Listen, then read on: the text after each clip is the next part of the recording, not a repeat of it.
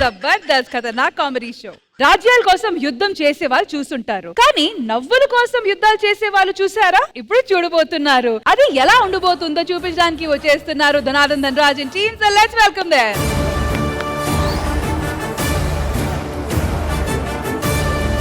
నేను మా రాజుగారిని పిలవాలి, అసలే సభకు ఆలస్యం అవుతున్నది. రాజావారు, నిండు సభ మీకోసం ఎదురు చూస్తున్నది. రండి ప్రభు.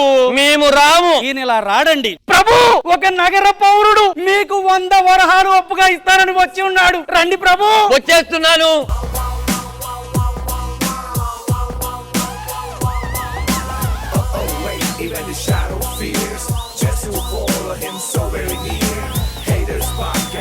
ఎలా ఉన్నది మా గ్రాండ్ ఎంట్రీ? రాత్రి ఏదో బ్రాండ్ వేసినట్టే ఉంది.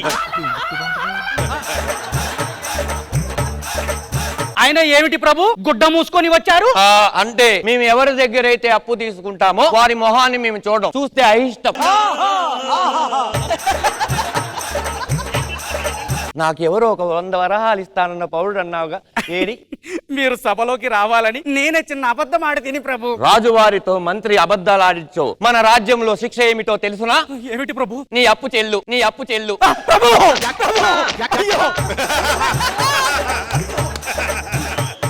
ఆహా, ఈ రాజ్యంలోనే మొట్టమొదటిసారి అప్పు తీర్చిన మహానుభావుడు నువ్వే. శబాష్.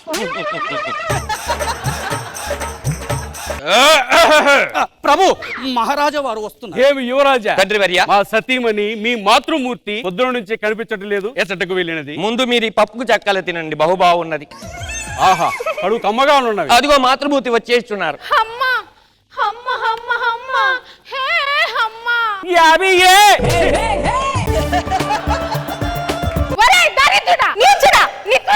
దేవి దేవి, ఏమైనది? యువరాజా వారిని అలా తిట్టుతున్నావు? ఈ సుంట పక్క వీధిలో షూటింగ్ జరుగుతుంది, పోయిరా అమ్మా అన్నాడు. అక్కడ వాళ్ళకేమో మా అమ్మ జూనియర్ ఆర్టిస్ట్ అని చెప్పాడంట. వాడు తీసుకెళ్లి హిందీ విలన్ వెనకాల నిలబెట్టాడు. ఉదయం నుండి వాడు తెలుగులో డైలాగులు చెప్పలేక సచ్చాడు. ఎండలో నుంచొని ఇక్కలన్నీ పట్టేసాయి ప్రభు. ఏరా నీతి లేని కుక్క, మాతృమూర్తిని జూనియర్ ఆర్టిస్ట్ కింద నిలబెడతావా? మా వంశంలో ఒక ఆవిడ సినిమా నటి అవ్వాలనుకోవడం నా కోరిక తప్ప. అయినా మీకు వాడు 800 మాత్రమే ఇస్తానన్నాడు. నేనన్నాను ఆవిడ విత్ గెటప్ వస్తారు 1300 ఇమ్మన్నాను. ఇచ్చాడా 1300? అసలు నువ్వేం కొడుకురా? దొంగ నా కొడుకుని. ఎంతకు తెగించావరా? నిన్ను నా ఖడ్గంతో ఇప్పుడే కత్తేదిరా. ఇందాక మీరు పప్పు చెక్కలు తిన్నారు కదా, ఆ కత్తమ్మితేనే వచ్చినది. మూర్ఖుడా! తండ్రి గారు ఆరోగ్యం చెడింది, మన రాజ్య వైద్యుడిని పిలవండి. అలాగే. రాజవైద్యులు, తండ్రి గారికి ఏమైందో చూడండి. మా నాన్నగారికి ఏమైంది రాజ్య వైద్యులు? ఈ నాన్నగారికి లీటర్ రక్తం తగ్గినది మహాప్రభు. రే, లీటర్ రక్తం చేస్తే లీటర్ రక్తం తగ్గాకి ఏమవుతురా? ఒక పని చేయండి నాన్నగారు, అమ్మగారు ఇచ్చినటువంటి 1300 మీ దగ్గర ఉన్నది కదా, అది ఇవ్వండి. రేపొద్దున ఏదైనా బ్లడ్ బ్యాంక్ లో కొని మీకు ఇచ్చేస్తాను. ఈ 1300 కోసమే కదా నువ్వు ఇంత చేసింది? మరి మీకు తెలిసినప్పుడు ఇది మాకు ఇచ్చేసి వెళ్ళి విశ్రాంతి తీసుకొని వచ్చి. నువ్వు మా కడుపున పడ్డావు, మేము ఈదిన పడ్డావురా.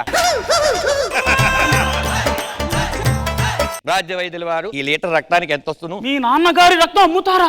రక్తం పట్టుకుని పుట్టిన కొడుకుని ఆ మాత్రం అమ్మితే తప్పే ఉంది? ప్రభు, 100 వరహాల కన్నా ఎక్కువ ఇచ్చుకోలేనండి. నేను అంతకన్నా ఎక్కువ అడగనండి.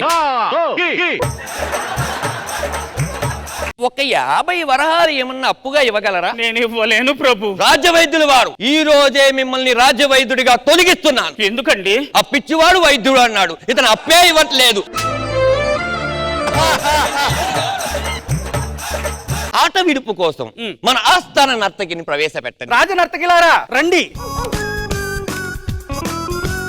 రాజుల వారికి ప్రాణావనుండు. రాజుల వారి మొహం పైన ఉన్నది.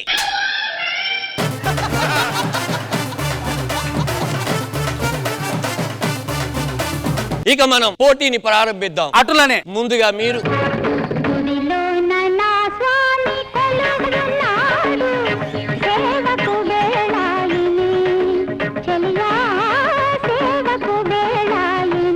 ఆపుడి మీరు.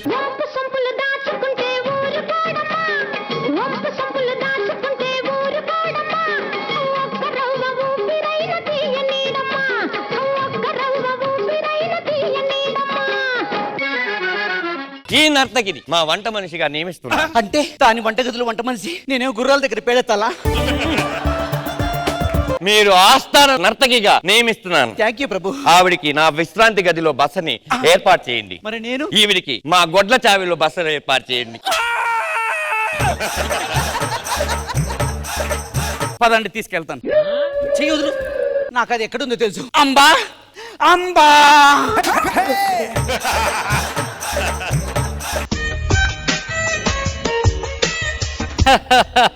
కాబోలు రాజ్యం యువరాజా వారికి ఈ చిల్లంగి రాజ్యం మహారాజు ప్రణామాలు చెల్లించుకుంటున్నారు. ప్రణామములు. మీ రాకకు గల కారణము? మా ముల్లంగిగాడు మీ రాజ్యంలో ఒక అందగత్తెకి మనసించాడంట. మన రాజ్యంలో అందగత్తెలు ఎవరున్నారబ్బా? అదే అర్థం కావట్లేదు ప్రభు. ప్రభు ప్రభు ఇదే నేను ఇష్టపడ్డ సువర్ణ సుందరి ఇదే.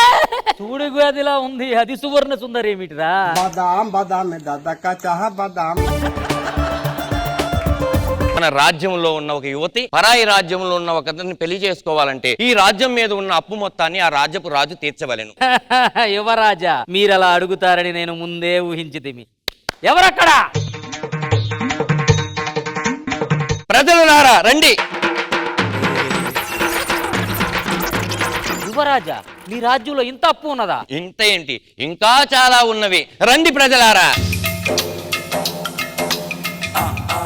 లోపల ప్రజలు తీసుకొని వెళ్ళారు, ఇంకా రారేమిటి?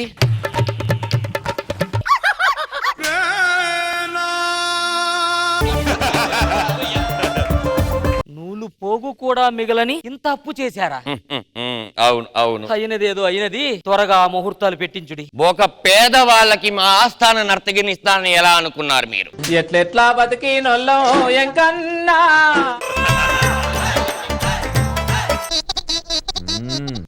ఈ దేశంలో మీద ఉన్న అప్పులన్నీ తీరిపోయినాయి. ఇక నాకు మిగిలిన ఒకే ఒక్క కోరిక మహామంత్రి. చెప్పండి ప్రభు. మీ వివాహం చేయడం. నర్తకి ఆహా ఓహో ప్రభు, ఇది ఎప్పుడు సెట్ చేసినారు ప్రభు? మేమంతే. నా కోసము ఒక నర్తకిని వెనక దాచి పెట్టినారనమాట. మీరు పెళ్లి చేసుకోబోయే నర్తకి ఈవిడ. మేము పెళ్లి చేసుకుని ఇక శోభము. ప్రభు ఇది శుభం ఏంటి ప్రభు? చాలా బాగుంటుంది, వచ్చేసి.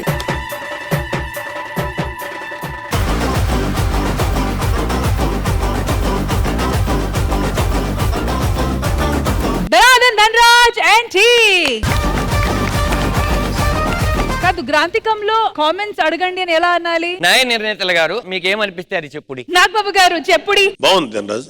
అంటే ఫస్ట్ విజువల్ గా కాస్త గెటప్లు అవి చూసి, దాంతోపాటు కంటెంట్ బాగుంది. అప్పు అనే కాన్సెప్ట్ ఎప్పుడు కూడా కరెక్ట్ గా వర్కౌట్ చేసుకుంటే డెఫినెట్ గా చాలా హిలీరియస్ గా వస్తుంది. సో అప్పు కాన్సెప్ట్ మీద తీసుకున్నావు, ఆఖరికి ఎందుకు అప్పు చేసావో ఆ రహస్యం చెప్పలేవు నువ్వు. పార్ట్ 2 కోసం. అదే పార్ట్ కోసం ఉంచుకో. తర్వాత నీకు ఆనంద్ సుధాకర్ సపోర్ట్ బాగుంది. అంటే నీకు ఆ సీనియారిటీ తాలూకు సపోర్ట్ నీకు వర్కౌట్ అయ్యింది. వాళ్ళు బాగా చేశారు. మంచి మంచి స్కిట్ చేసావు ధనరాజ్. Keep it up.